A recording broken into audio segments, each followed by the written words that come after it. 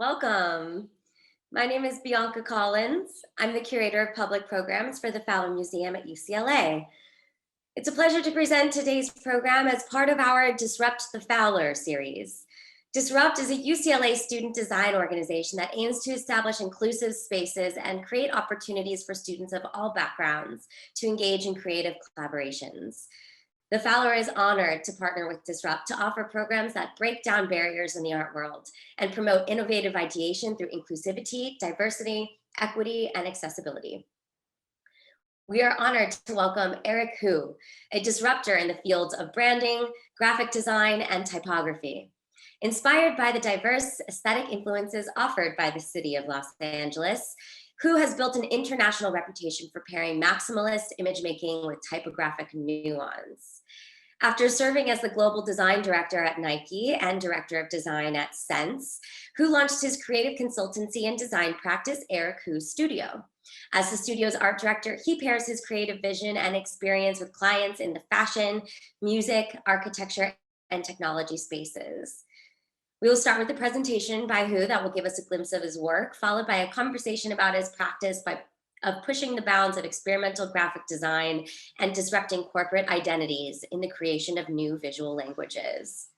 Disrupt is repped today by Gustavo Tepetla, a UCLA Design Media Arts undergraduate with a minor in visual and performing arts education. His focus as a designer is to create influential and impactful works through technological mediums to manifest the metaphysical into the physical via the truth of light as a means to refinement. He is an aspiring professor with the goal of teaching at UCLA while maintaining his design practice. Audience Q&A will be facilitated by Disrupt member Alex Wu, a first-year design media arts student, investigating applications of design to neurotechnology for a more ethical and equitable implementation of the field. Before we get going, two quick bits of technical housekeeping. First, once the screen sharing begins, I encourage you to click View Options at the top of your screen and select Side-by-Side mode so the video doesn't cover any of the presentation. And if you have any questions during this program, please do submit them through the Q&A function found at the bottom of your Zoom screen. You can submit and upvote questions that you would like to be considered to be answered at the end of the program. All right, that's all from me. Over to you, Eric. Thank you so much, Bianca. Thank you, Gustavo. Thank you, Alex, and to the rest of the UCLA and Fowler community. And thanks for everybody who might just be tuning in who is outside of that periphery as well. It is such a pleasure to be here. I'm really excited tonight. The talk I'm about to give is maybe, bits and pieces of other things that I might have touched on before, but I think just really the context of UCLA offers me a chance to just give a more personal kind of story while really just tying to the themes of what might be relevant to people growing up in LA or people who live in LA, which is the city itself. I'm going to share my screen now and I'm just really excited to just jump into this. I have a lot of slides, but let's just try to, make sure, we get through everything as possible. I think the title of this talk is Fault Lines. And, just in case there's people in the audience who might not know who I am, my name is Eric Hu, and, I'm an art director designer in New York, as Bianca has mentioned. I do a lot of work in typography and really just crafting like visual identities, for clients in fashion, music, technology, etc. And I think the perspective in which I create letter forms and what informs a lot of my work, it comes from different sources, but I have to really just acknowledge like where I grew up as the source of influence. I think growing up in LA, there was so much typography in the streets. What I personally saw growing up, there was like this vernacular type in LA that had a really huge impact on me, arguably more than some of my other kind of influences from other places. I think growing up in that city gave me this unique appreciation for typography and letter forms. I was born and raised on the east side of Los Angeles near Pasadena, called the San Gabriel Valley. There was a majority Asian population, and it's a community with an interesting story. It's in the 1970s, this real estate developer, Frederick Shea, he took out ads in Hong Kong and Taipei. He promised that this was going to be a Chinese Beverly Hills and that it was going to feel like Hong Kong and stuff. That wasn't true yet. At the time, Monterey Park was like a largely white and Latino community. And, just basically on that bluff, like it's started a wave of migration. And today it's the largest Asian community in the United States. And so just being around that, like, growing up, first Monterey Park was called Little Taipei. I was a pretty, precocious kid. And it's just really crazy that like just a real estate developer just would have that effect on so many families, like millions of people that live in LA now as a result of that guy. And life was really weird. I think there was this other history with LA too. It's we're on occupied land. It was Tonga and Chumash land. And it also was once a part of Mexico. And there was also, we weren't necessarily the first wave of Asian migrants either. The shopping mall and the adjacent racetrack where I used to hang out as a kid, the Santa Anita Mall, was at one point, the Santa Anita Detention Center. After the Japanese bombed Pearl Harbor in 1941, the US government like removed 120 Japanese Americans and put them in camps such as this. The Santa Anita one was the largest with 18,000 Japanese people at that. So it was really interesting where, my childhood was very quiet and boring in some ways, but also very peculiar and very just like singular and unique in a lot of ways. At the same time, it was still largely the suburbs. I needed to, there's not much to do about that. But what's amazing about LA is that just the vastness of the city, the freeways just connecting everything. I had these wonderful memories of just being in my mom's like Toyota Corolla and just like traveling, and just seeing the whole city for myself. And it was cool because like I didn't have an iMac. I had like, my parents couldn't afford it, but I had like the cheap imitation of it. And I might be dating myself now with how old this PC is, but I think there's a lot to be said about just being passive in the back seat and then going home and just playing on the computer. I think the web at the time when I was starting to enter my teens was really developing. And like, I was just finding these like kind of online communities where, of just like Asian teenagers like me, where we just like kind of gawked at and even try to create our shitty graphics. And then, stepping outside of the community, you would really just see kind of like a diversity of signs. Like there was just multicultural signs. There was also, an older Los Angeles, like mid-century modern kind of heritage. And, what's interesting is at one point, like LA had, was one of the meccas of hand painted signs. The only trade school still in operation that teaches sign painting is in LA, the LA Trade Tech College. And you can kind of just see that play out in many ways. And, where I grew up in particular, there was just a lot of different kind of bilingual kind of signs where, at first, like in the early 20th century, like Chinese restaurants largely, fitted to a particular American style. But by the time I was a kid, like there was just kind of this explosion of just different, just like a clash of just different languages and stuff. Like even like the Chase Bank, when I go back and visit my parents, like there's Chinese on it just to serve that kind of community. So just being around that early on and being exposed to just so much physical and large letter forms was really interesting. It was controversial too. Like, the city felt a type of way about it where like there were so many laws that tried to go in place to ban, Chinese, and they were just straight up just like racist. Not really gonna try to justify it or rationalize it anyway. But it was just really crazy, just like, being in my mother's car and just seeing like, just driving on our way to work and going to Boyle Heights and just seeing just, just the different kind of cultures, not just Asian, not just Latinx, like, but, like Persian, Iranian, Armenian, and with all the different like Thai town, like all these different multilingual scripts just really colliding. But I think what caught my eye the most was when we hit the freeway. Like there was just like so much graffiti, and I was just like really mesmerized. Like some of my earliest memories of just being in my mother's car and just looking out the window and just seeing what I felt was like hieroglyphics. And it wasn't like the graffiti you had in LA where it was on subways. Like we don't have that subway system like New York has. We had billboards, and that was also kind of interesting. We had just huge amount of spaces. Like the largest piece of graffiti in the world for a long time was in the banks of the LA River, the Saber piece. And there was also just this interesting kind of heritage and just the way like just like really loose like tags were kind of formed. There was this, history with like Latin American Chicano culture that kind of evolved. And I just kind of got really swept up with it. I was a kid, I got in a lot of trouble, and I was just really obsessed with like black letter because it was all around me. There's definitely kind of this relationship with black letter and like Chicano culture in LA. It's been around since just like the earliest like migrations, and in the early 20th century.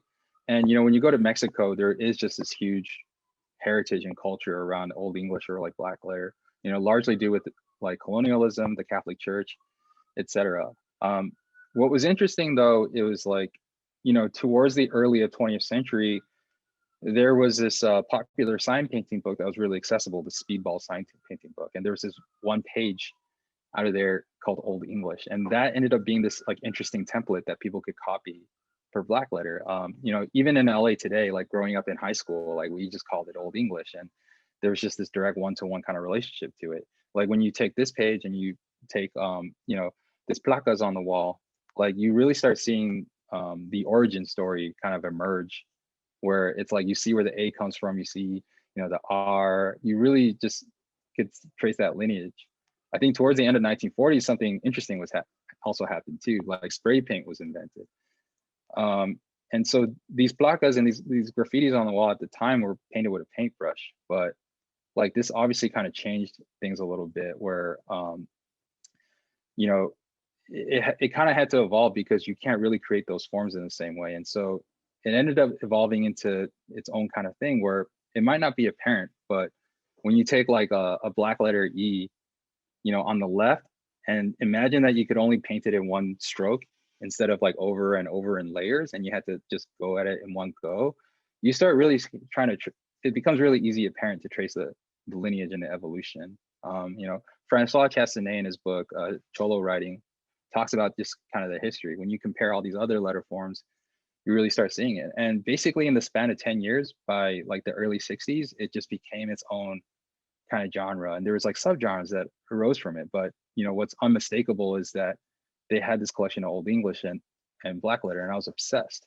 And it didn't take long for other, like non-Chicano and like non kind of gang subcultures and contexts to adopt it, because it was just kind of all around, especially in a city like Venice where there's just like different subcultures like punk and motorcycle gangs. And it showed up on flyers, it started showing up on music, and I just kind of soaked it up so much, in fact, that I got in a little bit more trouble than I should have. Basically, I had a couple run-ins with the law. This is like a picture of a court transcript, and basically what became kind of interesting was that like I knew I couldn't do this forever, and I had to just do something about it. So there's just this one throwaway line in this transcript where it says like, my plans, this was me trying to tell the judge I was a good kid so that I wouldn't go to juvenile hall, but I was like, my future plans are to become a graphic designer, and I'm currently working on my portfolio. I think it was kind of a bluff that time, but I ended up following through with it.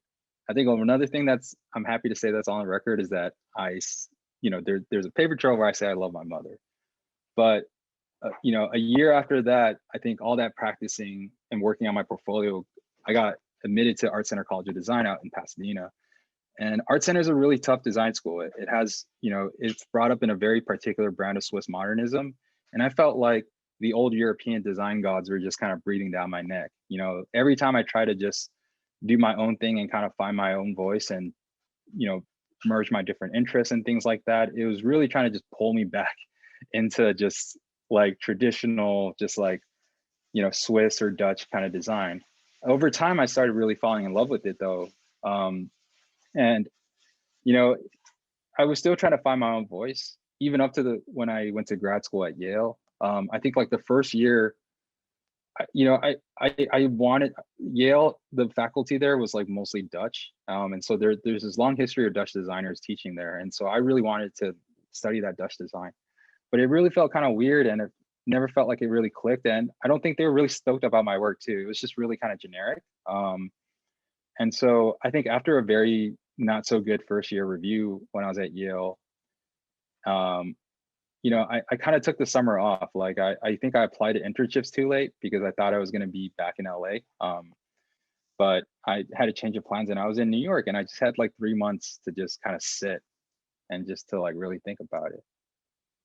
I don't really know what really clicked, but I think at some point, what was really cool is that like I saw so many people in New York, um, you know, Asian Americans too, actually, just kind of being themselves and being very not afraid of being confrontational. And I think that New York energy like had an effect on me. And so when I got back to grad school, I think there was a part of me that was just like, yeah, fuck it. Like I'm gonna study this Dutch design, but I'm gonna also just incorporate me.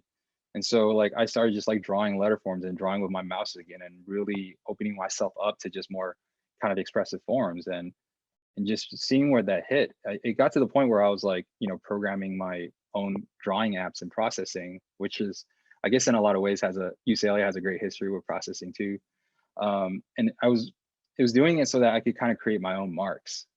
And you know, just through that, I was doing things like Chinese calligraphy and using it just as like this tool of expression. And so it was really, it really felt for the first time I found my own kind of voice. And it really took like a few trips around, you know, a study abroad trip in London, being stuck in New Haven, Connecticut, then going to New York City to just realize like, hey, this was, you know, I do have this part about me. And when I left school, it's kind of stayed with me there. You know, it's just really weird to just think that, you know, this is something that kind of stays with me in that way.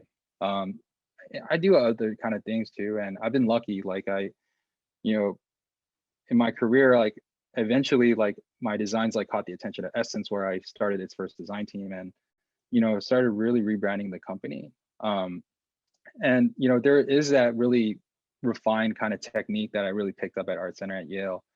But, you know, in some of my other pieces, I'm inspired by more things like this, where it may not be apparent, but I think the way the typography I size it on a page is really informed by just seeing it at just a large scale on a wall. You know, the compositions that I make and the kind of energy and the colors that I incorporate, even in parts where things do feel like a satisfying layout, there is just kind of a lot of tension in the work that I do. There is the typography lives at a scale. And that there are layers and layers of it. And that, you know, even just the nice letter forms that I have, the way the spacing is held so closely together, the proportions with capitals and lower cases, like it's all just kind of feeds back onto it. You know, the way like I often just snug like a little smaller letter within larger letters, like all those things just came from, in a lot of ways, just this love and just seeing that and how it is. And sometimes it's more apparent in my work, right? There's times where it really just kind of shows through and it really is about crafting that language and making it visual and making it really striking. And there's times where it's just really kind of on the nose, or maybe I'm referencing something more historical, like, you know, 14th century kind of stuff, but it's still really trying to make it my own. And I think when I see like how that letter form has evolved today, like this is this artist Usagro, or just even seeing how like that Chicano lettering has made its way to places like Taiwan, you know, it's just this really inescapable part of LA culture with this black letter. Like just this is like this was like the LA Clippers special edition jersey. You know, there's no other genre of typeface that feels more LA to me. And you know, just things like that graffiti and stuff, it's become just this kind of worldwide kind of culture. It's exported worldwide too. It's hit just like high fashion. And you know, Cali DeWitt, the artist that did these for Kanye West, like he doesn't hide the fact that like this was really taken from the graffiti that he saw in Venice. You go to any art school in America now, or any kind of, you know, go to any kind of Pinterest board, it's really crazy just to see this like really cycle through where, you know, you might think it's like you're taking inspiration from like German kind of Gothicism and other like old European sources, but I feel like it really kind of just had to go take its trip around the world. And I don't think the expression, I don't think the proportions, I don't think a lot of that would be possible without LA. You know, it's a city that I don't live there anymore. I have a really complicated relationship with it. Um, and you know, I don't know when I'm going to be back, but like it's really funny. For many years I wanted to leave, but in leaving I recognized that even more so that this is something that doesn't escape me. I have different interests. I'm inspired by a lot of different things, but this is just really a connecting thread.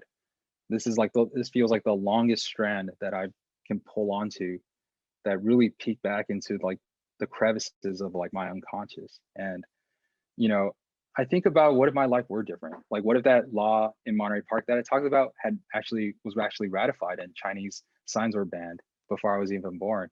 and I didn't grow up seeing all these bilingual typefaces. You know, I think about like, what if I wasn't interested in the hobbies that I've had? What would my work look like? And it's just like, what would your work look like if you aren't you? And it's an interesting question. I think the thing about LA is that, you know, to paraphrase the critic John Gold, it's like, yeah, you're used to having your city explained to you by people who come in for a couple of weeks, stay at hotel in Beverly Hills, and they take in what they can get within 10 minutes in their rented car. But, you know, LA is so important for its vastness. You know, there's so much different cultures if you know where to look, and it's the fault lines between them that make it beautiful. And so that's just a bit of an introduction of my work.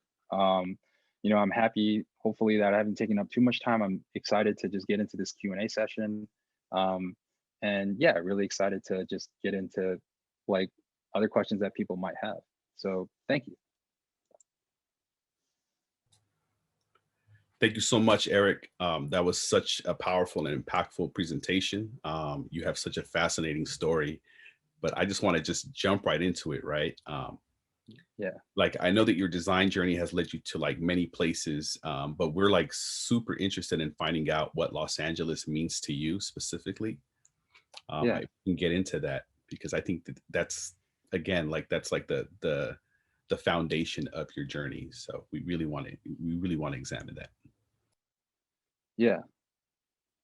America is often described as like a melting pot. And what it means is that like you have all these different ingredients coming together and they just form this one cohesive kind of dish. In cities like New York City and cities like Chicago, Miami, yeah, I think that's pretty true.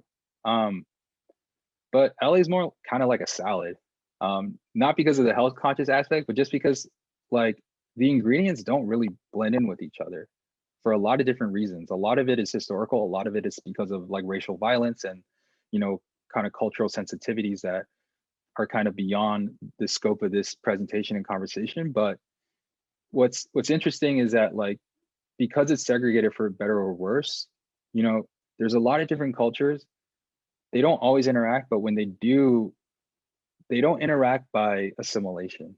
You know, they interact while still maintaining its kind of whole. And I don't want to romanticize, you know, the decades and centuries of racial conflict in LA, but I do think that like LA is one of those cities where even beyond race, just like, you know, culture, cinema, media, like architecture and things, it was never truly one city. It feels like 100 different suburbs, like quilted together, you know, this like delicate piece of fabric. And it doesn't feel like there's any rhyme or reason to it. But, you know, you drop somebody off in LA and they might not understand where they are. But, you know, if you really look hard, if you stay there, you know, it's a city that teaches you to listen more than you speak. Because when you listen, when you have that mindset, when you're looking out and having an open mind, that's really when you discover things that are incredible. And I think that's just something that's had just a lasting effect on me. And I think just also just being exposed to all these different things, you know, it's like not even from like a cultural appropriation kind of lens, but it's just like, you know, the Latinx culture and stuff, like so many people in LA just end up just a part of it just kind of just sticks on them. Like, you know, I could almost feel like an accent coming back when I stay in LA, like for longer than 10 days. Like what I speak now is just more or less a decade of graduate school, New York City, you know, boardrooms with CEOs and stuff. And this is, you know, this is how I talk naturally now too. But, you know, I didn't always sound like this. You kind of just get in where you fit in and you switch your language up. And that's where it's also just really interesting too, the ways in people go back and forth between different codes and whatnot. So the next question for you is, how do you feel your identity transcends into the work that you create, and why is that important to you? Yeah, I mean, there's times where it's important, there's times where it's not. What I will say is that like, you know, even when there's times where it isn't important to me, it ends up coming through. It ends up just showing itself. Um, you know, my education at Art Center really stressed this idea of neutrality. I think a lot of design programs in school like really say that too. Like there's this idea that if you're a designer, you're solving a problem. And that you have to take things from an objective lens and that the client is the boss, etc. You know, at the end of the day, like clients end up hiring designers because there's something they like about them. There's something they like about you. And like at some point, if you don't, if you know, it's not about injecting your identity, it's about your perspective. You know, identity is about like looking at me, like this is me. Perspective, point of view is like looking outwards. It's not like they wanted, it's not like they wanted like me in a logo. You know, they wanted what I saw. Like they wanted my perspective, what I like what I collected over, you know, my 3 decades on this earth with my eyes. Like that's what they wanted. They wanted that distilled into a specific form. And there's times where, you know, like, you know, just due to the nature of my work, like, yeah, like there's projects where I don't feel it's really me and I don't mind too much. I'm just here to solve, you know, help them figure out their needs. And there's times where, you know, with a musician, for example, they do want that part of me. And so, you know, it's interesting because when you grow up, like you get told like, you know, you have to think universally, you have to think in terms of the accessible. I think more and more culturally, we're open to the idea that the personal ends up being more universal sometimes because they might not relate to the nuances and the particularities of your experiences, but they maybe relate to the curiosities you've had. They maybe relate to that feeling of being a kid and going outside and just being that sponge, even if what they saw was different than what you saw. Definitely, I 100% agree with you. Yeah. Uh, I wanted to also ask you, what do you think is your personal role or calling as a creator, and what do you aspire to do or tell ultimately in your work?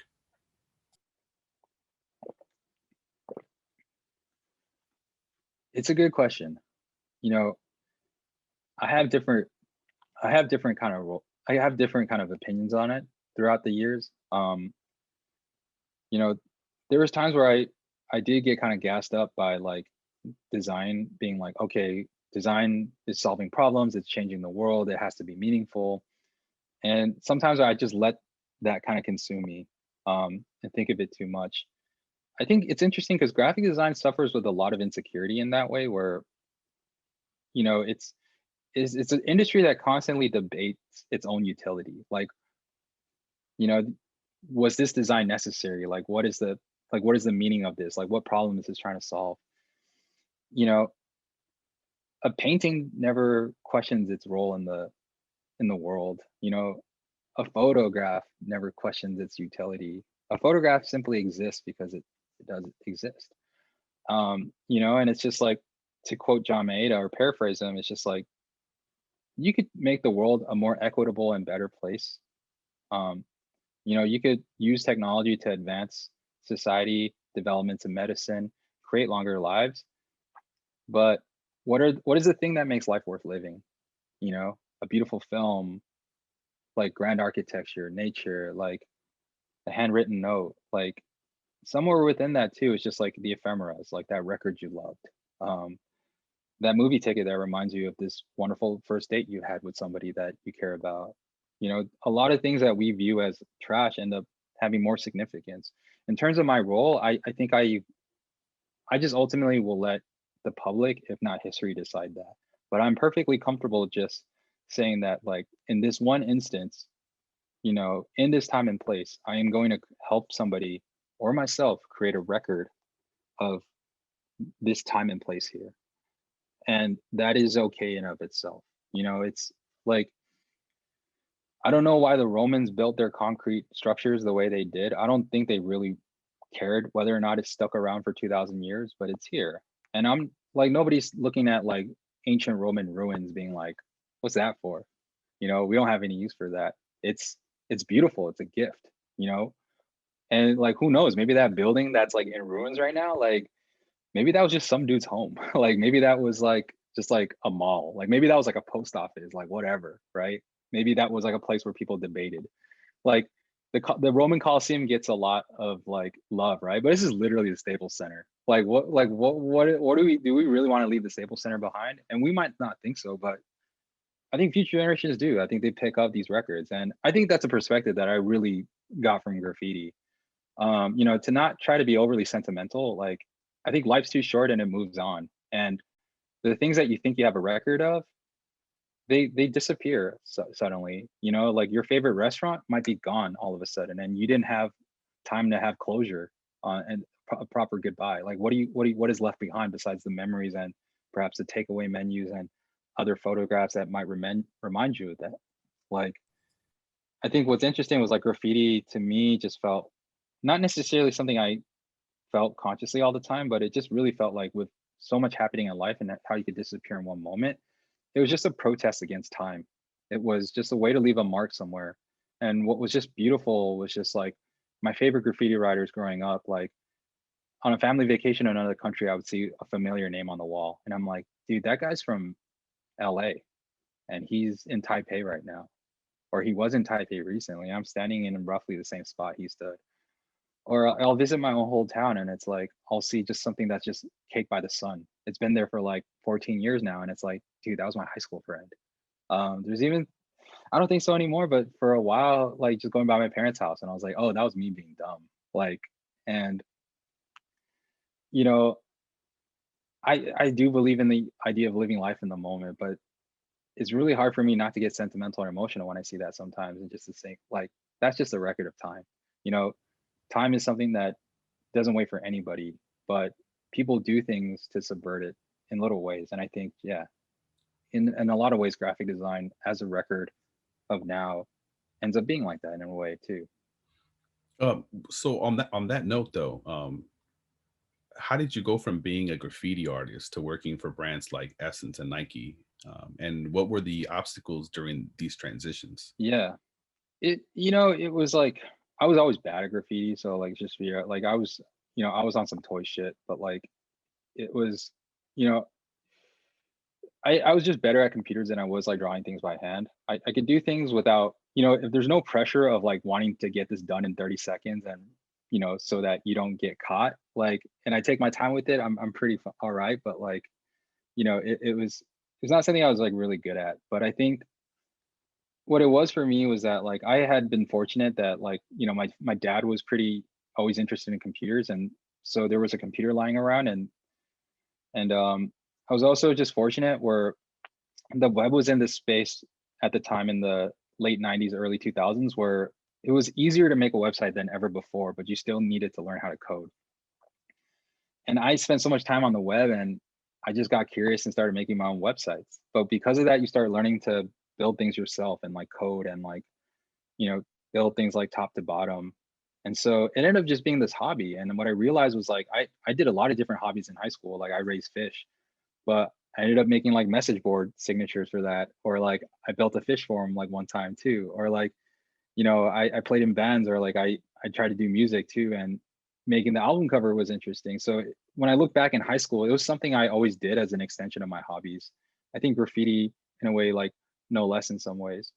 I think for me, it just came where it's just like, I'm going out and painting these things because a lot of things were going on in my life. I didn't have the easiest adolescent years for a lot of reasons. And, you know, I think due to the pressures like that are culturally specific, being in that all Asian school, like there was this expectation to just do really well in school. But I did because, I did bad in middle school and I just, I just didn't want to break my parents' heart. It just seemed like I was putting through them a lot by willfully being a bad student. So I tried my best. But I needed to lash out, like, and my parents were pretty loose with curfew and things like that. And I just went out like a lot of times. But then I got caught and I got in trouble. And it was sort of a wake up call where it's just like, if I keep doing this, like I have my reasons for doing it, but I'm gonna make life pretty hard for myself if I do this. And I kind of saw this end down the line, but where can I take that same energy and put into it? And so, you know, my I was just chilling with one of my best friends, like Ben. He was like staying at my place for a week because he got in a fight with his parents, I think, and we were just chilling and like, he did graffiti too at one point, and we both got in trouble various times for that. And we're just like chilling on the couch, and we're just like, what do we do? And then like I see like this book under my bed, and it was the catalog for Art Center College of Design that like a counselor I think gave me, and I just took in. I think I saw it in the 7th grade. It was just like an old copy. Like I was in the 11th grade by then, so it was just under my bed for 4 years. I remember when I saw it in 7th grade, when I still first started making websites, I was like, oh, people could study this thing. But I kind of just closed the book immediately because I was like, I'll never be that good. And then I was like, oh yeah, like this is art center. And I looked through the graphic design section. I was like, yeah, like if I'm good at anything that could get me in here, like it'd probably be graphic design, but I'll never be anything good. But then I realized like, oh, these are these in these pictures, these are students about to graduate. Like I'm not supposed to be that good. Like I don't need to be intimidated. Like, you know, this is what their work looks like when they get out, and it looks awesome, but I don't need to put that much pressure on myself. So I yeah, I think I got my portfolio together. I was really afraid of telling people that. I didn't want to jinx it. You know, everybody's like, what school do you want to go to? And I was like, UCLA. I actually got a DMA. And in the end, it ended up being this choice between DMA and Art Center. I think looking back, I definitely would have done really well at DMA. You know, I didn't realize like how amazing. I think Art Center just had that reputation. I didn't realize how amazing DMA was. Like I ended up being friends with some DMA students, and I was like, whoa, like the relationship they had to technology. Art Center was great, but it had this advertising background. But DMA, UCLA was like, it was the closest thing to feeling like art, but it wasn't like this like kind of fantasy place as some like grad school programs. It was like still applied. And so it was really cool. But I ended up going to Art Center, and I got in, and once I got in, I was just like, well, like I took out a lot of student loans. I'm gonna owe a lot of money. And my parents were really mad when they found out I wanted to do art. Like I had to just like trick them. Like I was like, hey dad, what happens if I study business? And he was like, yeah, that's cool. And then like I waited like a few weeks later and I was like, yo, what, you know, you're cool with business. What if I study marketing? And he's like, yeah, marketing's, you know, everybody needs marketing. And I waited like 6 more weeks, I think. And I was like, well, marketing's cool. How about advertising? And he kind of double take for a second. He was like, I could see that, you know, yeah, advertising must be like really needed. And then finally I was like, so if you're cool with advertising, what about graphic? And he was like, whoa, whoa, whoa, whoa, whoa, whoa, whoa. And, you know, being a kid of immigrants is hard because I think, especially with the East Asian families, they have an idea of what you want to be for a lot of various reasons. And the narrative is that like, it took them so hard to get here that you better like not rock the boat. And so just for them to even say yes, and for me to just say like, look, I'll take on loans. Like I don't want you to take a risk on me. I'm gonna do this myself.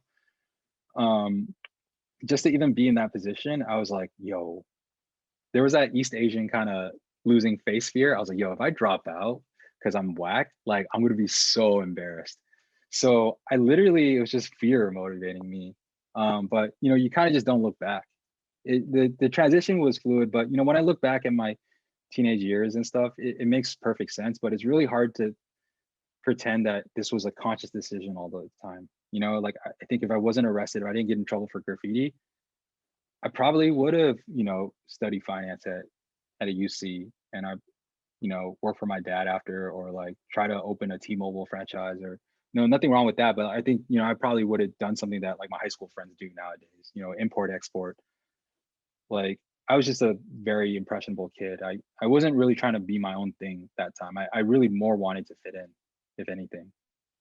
So it really was an accident. And I did have to go out of my comfort zone a lot of times. It was hard at first. Like my first semester at Art Center, I bombed. They were really bad because Art Center was really strict that time, where they didn't want you to work on the computer in the first semester. You had to learn to draw, type everything by hand. And again, I had bad hand skills. Second semester though, when they let us use Adobe Illustrator, I was like, yo, I'm gonna fuck you guys up. And I like rubbed my hands, and like a lot of these people never touched the software before. And I just like, you know, I think from then it just became kind of easy to just play into like being that nerdy teenager, that kind of energy, and like going back into it. So I'm so glad you know, that it happened though, Eric. Like, I'm sorry to cut yeah, you off. I'm so happy that that happened, because like your work to this day, I'm telling you, it's just like mind blowing. And again, like I'm thank just you. going to jump in with something like a tangent, but your NFT work that I've been seeing, the insect project that you're working on, Yeah, again, it's just like, as a designer, it's like just epic work, basically. I don't know how else thank you, to describe it. You're so welcome. I thank have a you. quick question. You're so welcome. I have a quick Yeah. question for you before we jump into the Q&A, which is, what advice would you give current students, you know, young people in the field who are aspiring to do the type of work that you're doing today? Yeah. I think I got to be careful with people that want to do the type of work I'm doing. What I hope it means is that like they want to find like what makes sense for them, what comes naturally. You know, I think the more and more I started leaning into just my own experiences and backgrounds, it became less harder to do work. Like there was a point of reference to come from. For people that want to do things that I think imitate my style, I think, like that's cool. I mean, people email me sometimes and just straight up ask like, how did you do this? And like, if I have time, I'll, you know, point them in the right direction. But like, I think what it means is just like, students that I think want to have this kind of autonomy, this independent practice, perhaps like also just doing the skills.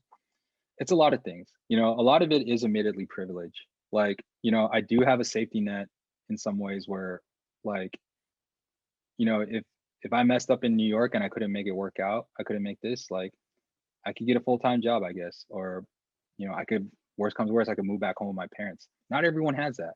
Not everyone could afford the expensive world-class education that I've had. So, when people give advice, there's a lot of survivorship bias.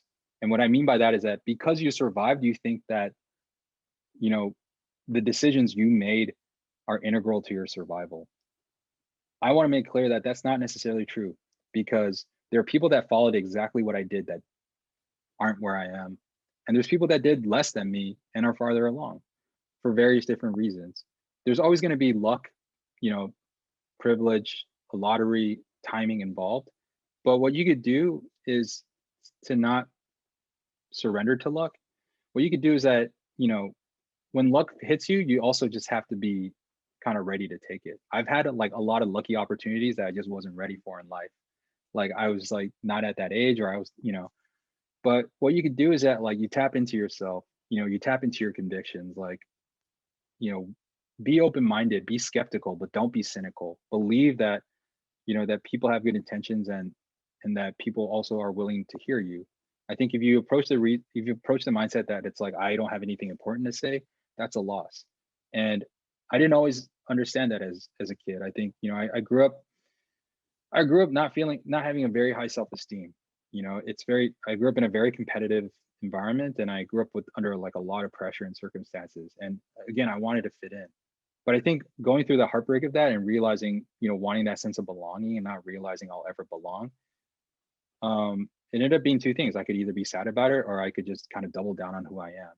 And I think there's no conscious decision, but ended up paying off. And I think if there's one thing I could say to people, it's that like the work you show, for better or worse, is the work you get hired for, and like I think especially as students, there's this pressure to try to do everything. Like I gotta, we got in our eyes like, okay, an employer wants to see web projects, so I'm gonna do a website. Employer wants to see branding projects, so I'm gonna do these corporate brandings. But then I want to do some cool like zines and stuff. And, and if a client hits up your website, they might not look at that cool zine, that favorite thing you like. They might just see like, oh, like here's that, shampoo bottle I really like. And you just get hired for that. And it ends up just being this kind of loop. I've been there. A lot of us have been there. And at some point, like, you do have to make a living. Not everyone has the luxury of just being selective about their clients, but you just know that like the more you try to show that you could do everything, the more people just aren't selective about what they want to hire you for. And so you really just have to find that balance of like, this is the kind of work I want to do, and this is how I get more of it. And when you get hired to do the work you want to do, by virtue of that, you practice more and you hone it, and it becomes precise. It just ends up being this compound effect, that starts rolling. Thank you so much. Thank you so much. I know that all the viewers out there, especially the student designers out there aspiring, to be at a level that you are today, are so thankful for this information. So thank you so much, Eric. This concludes the interview portion of our segment. And now I'm going to hand it over to Alex Wu for the Q&A. Thank you so much. Yeah, thank you, Gustavo. Yeah, we're going to head into the last segment of our program today. Thank you so much again for being here, Eric. It's just an open Q&A taken from some of the questions that our attendees have asked in the chat. So I'm just going to start from top to bottom and see how many we can get through. First question I have here is from Lucy. She just wants to know, how do you try to keep things fresh and new for yourself? I think I'm trying to figure that out still and do things. A lot of times it's like I might go through years where I just kind of get comfortable, where I think I know what I'm doing. I could repeat it and people seem to like it. And because, you know, I crave that comfort, I kind of just default to just keep doing it. There's a lot of times where I get hired by a client where I'm trying to do something new and they're like, nah, we kind of like that old juice that you had. And so I think there's that kind of force too. But I think about like what Ira Glass says about learning and that discomfort of learning, that there's often this gap between your taste level and your skill.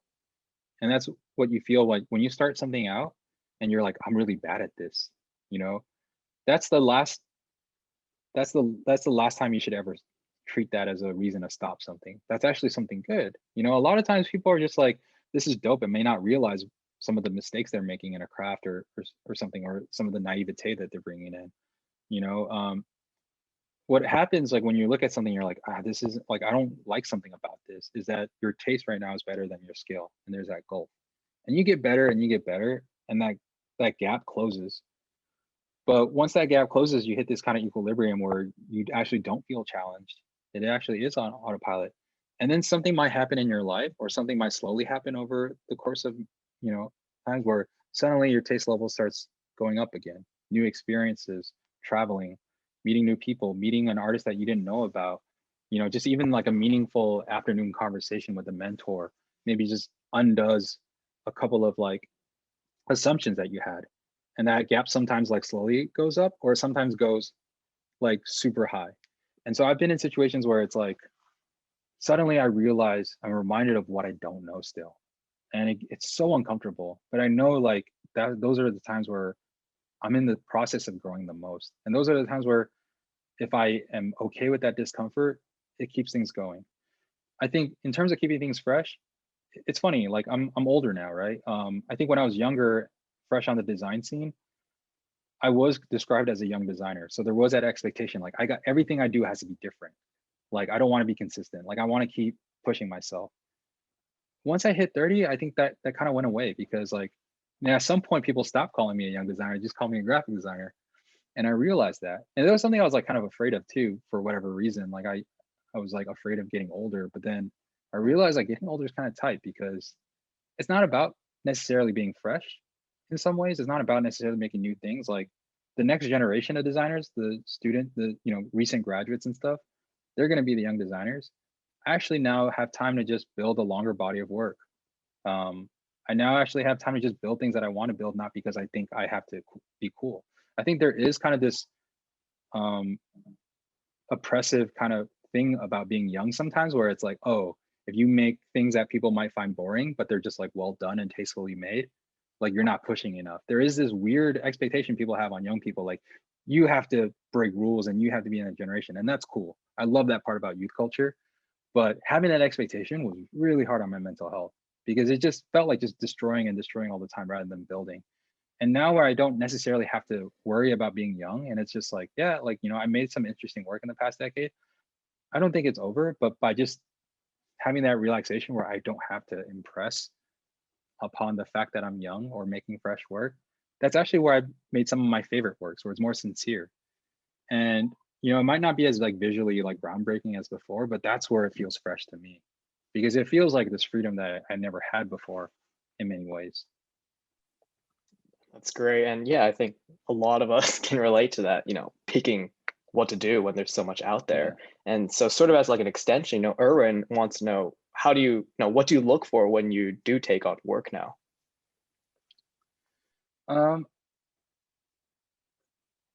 Yeah, it's an extension of that. The dream project doesn't impress me as much. Like I've just been really lucky. I've like everything I wanted to work on, every type of project, I more or less have had it.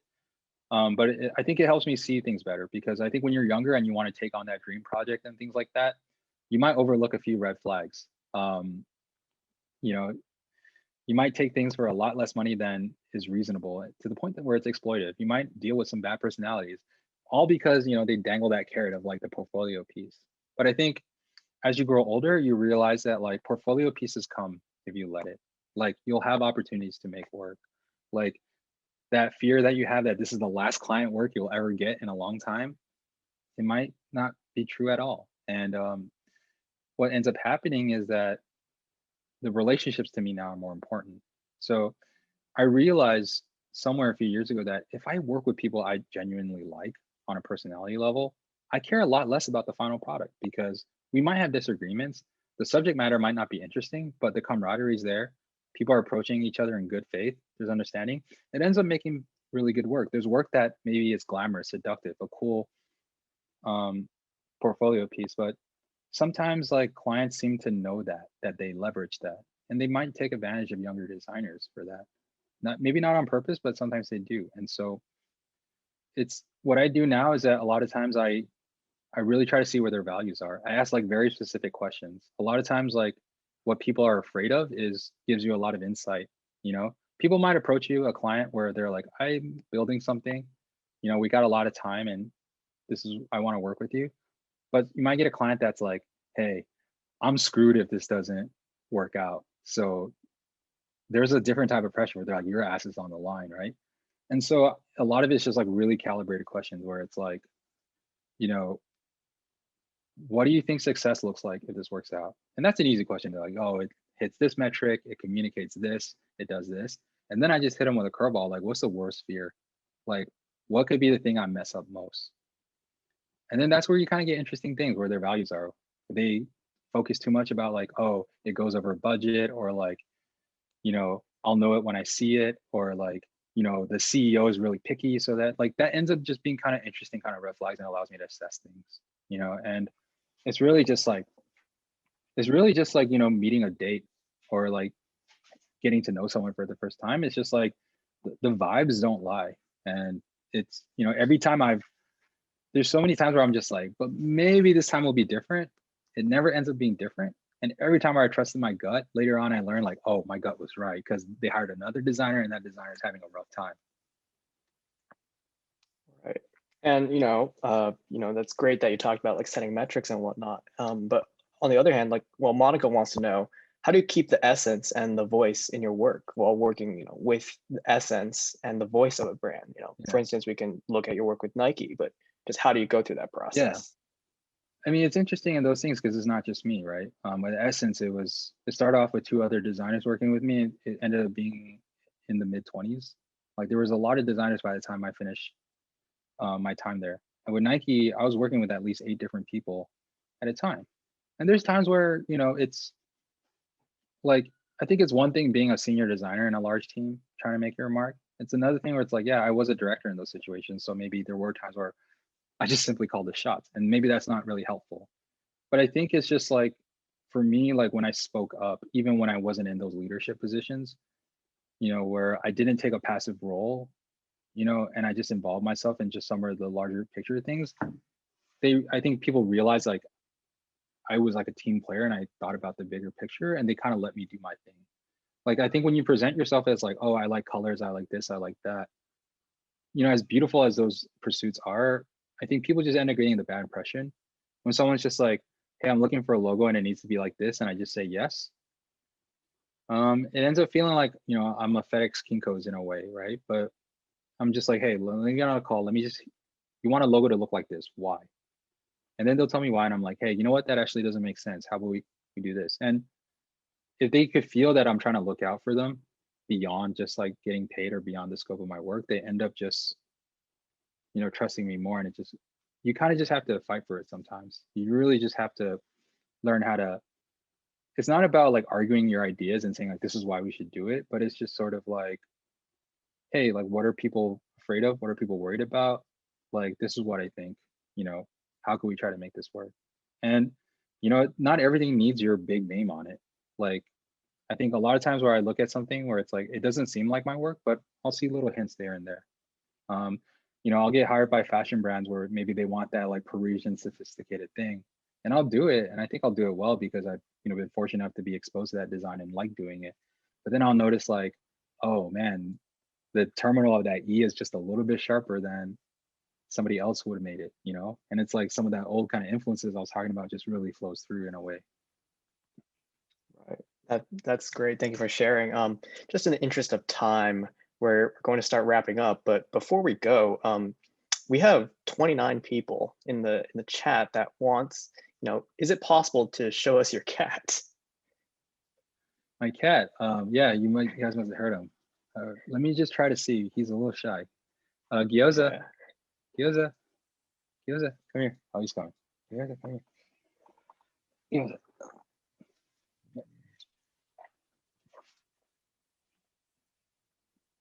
This is Gyoza. He's so handsome. You're making so many people Yeah. happy right now. He's he's an angel. It's okay. It's okay. Thank you, Gyoza.